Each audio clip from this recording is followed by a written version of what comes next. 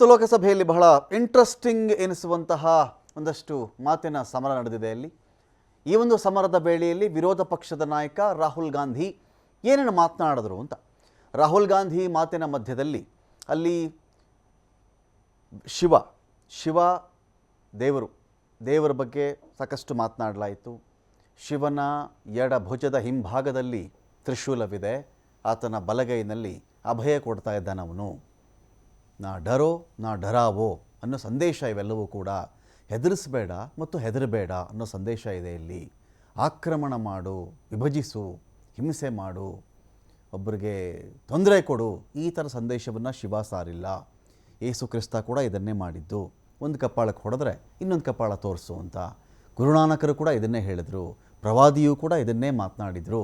ಈ ರೀತಿ ಸಾಕಷ್ಟು ಮಾತನಾಡ್ತಾ ಇರಬೇಕಾದ್ರೆ, ಆದರೆ ನಮ್ಮ ದೇಶದಲ್ಲಿ ಏನಾಗಿದೆ ಅಂತ ಹೇಳಿದ್ರೆ, BJPನೇ ಹಿಂದೂ, ಅವ್ರಿಗೆ ಸಪೋರ್ಟ್ ಮಾಡೋರು ಮಾತ್ರ ಹಿಂದೂಗಳು, ನರೇಂದ್ರ ಮೋದಿ ಅಂದರೆ ಮಾತ್ರ ಹಿಂದೂ ಅಲ್ಲ.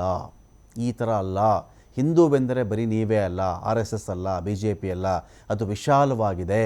ನೀವುಗಳು ಸೇರಿಕೊಂಡು ದೇಶದಲ್ಲಿ ಹಿಂಸೆ ಬಿಂಬಿಸ್ತಾ ಇದ್ದೀರಾ, ಹೊಡಿತಾ ಇದ್ದೀರಾ, ಜನಗಳನ್ನ ಹೆದರಿಸ್ತಾ ಇದ್ದೀರಾ. ಯಾವ ದೇವರು ಕೊಡದಂಥ ಸಂದೇಶವನ್ನು ನೀವು ಕೊಡ್ತಾ ಇದ್ದೀರಾ ಇಲ್ಲಿ. ಹಿಂದೂಗಳಂದರೆ ಬರೀ ನೀವು ಮಾತ್ರನಾ? ನರೇಂದ್ರ ಮೋದಿಯವರು ಮಾತ್ರನಾ ಹಿಂದೂ ಅಂದರೆ? ಹಿಂದೂ ಅಂದರೆ BJP ಮಾತ್ರನಾ? ಹಿಂದೂ ಅಂದರೆ RSS ಮಾತ್ರನಾ? ಅಲ್ಲ. ವಿಶಾಲವಾಗಿ ಅದರ ಅರ್ಥ ಇದೆ.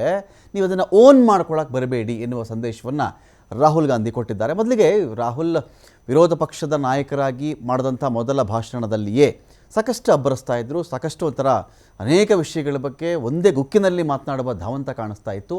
ಏನೇನು ಮಾತನಾಡಿದ್ರು ರಾಹುಲ್ ನೋಡಿ.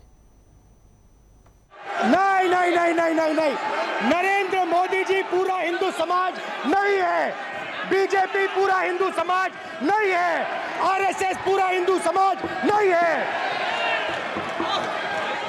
भूपेंद्र यादव जी, ये ठेका नहीं है BJP का।